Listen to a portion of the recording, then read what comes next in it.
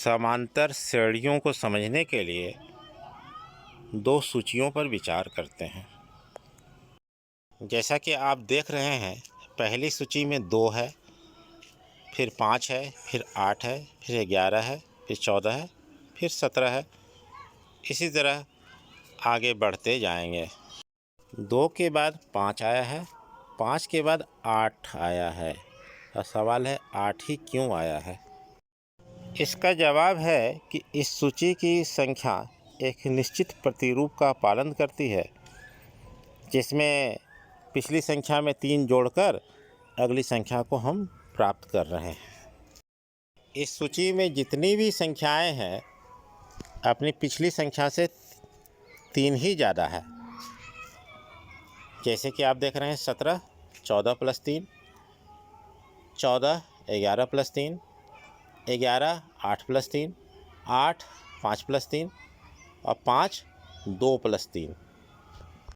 यहाँ पर 2 बातें बहुत महत्वपूर्ण हैं। पहली बात है कि कहाँ से शुरू करना है और कितना जोड़ना है। जहाँ से हम शुरू करते हैं उस संख्या को कहते हैं प्रथम पद का मान। प्रथम पद के मान में निश्चित संख्या को जोड़कर दूसरा पद ज्ञात करते हैं। फिर दूसरे पद के मान में उसी निश्चित संख्या को जोड़कर तीसरा पद ज्ञात करते हैं और यह सिलसिला चलता रहता है।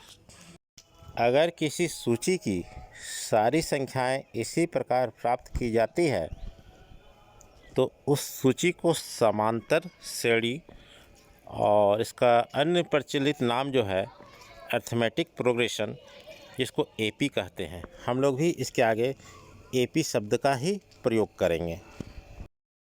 अभी तक के विचार करने पर यह बात स्पष्ट हो जाता है कि पहली सूची एपी में है। अब बात करते हैं दूसरी सूची की।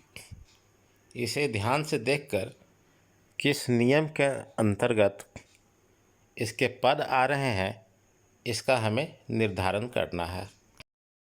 आपका यह अनुमान बिल्कुल सही है कि इसके हर एक पद पिछले पद से 5 घटाने पर प्राप्त हो रहे हैं।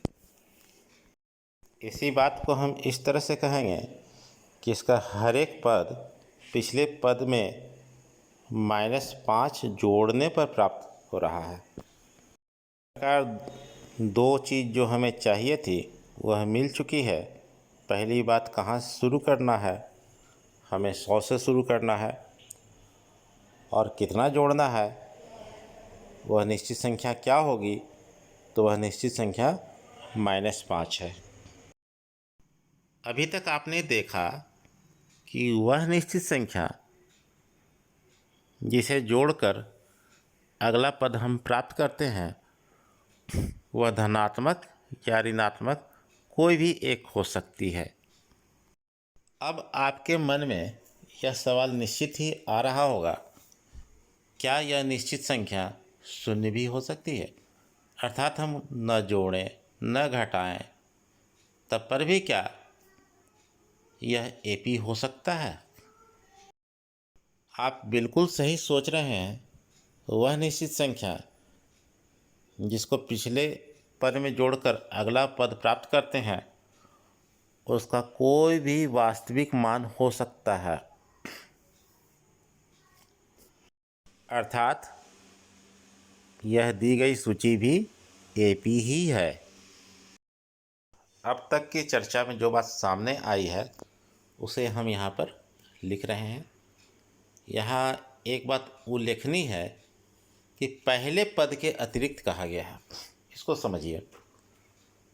पहले पद के पहले तो कोई पद ही नहीं है, तो निश्चित संख्या को आप किस में जोड़िएगा? इसलिए इसको इस तरीके से परिभाषित किया गया है कि समांतर श्रेणी संख्याओं की एक ऐसी सूची है जिसमें प्रत्येक पद पहले पद को छोड़कर अपने पिछले पद में एक निश्चित संख्या के जोड़ने पर प्राप्त होता है। जिस निश्चित संख्या का जिक्र बार बार हो रहा है उसका नाम सार्वअंतर है।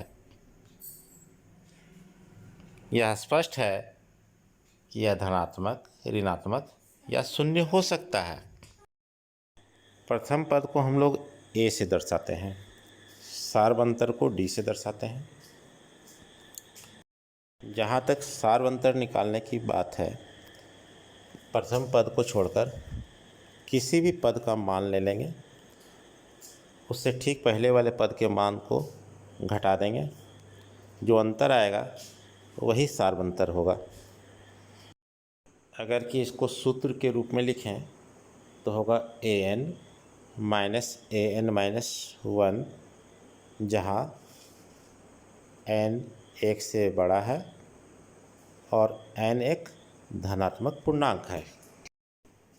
इसके अगले भाग में प्रश्नावली के प्रश्नों हेतु संकेत दिया गया है एवं प्रश्नों को हल भी किया गया है।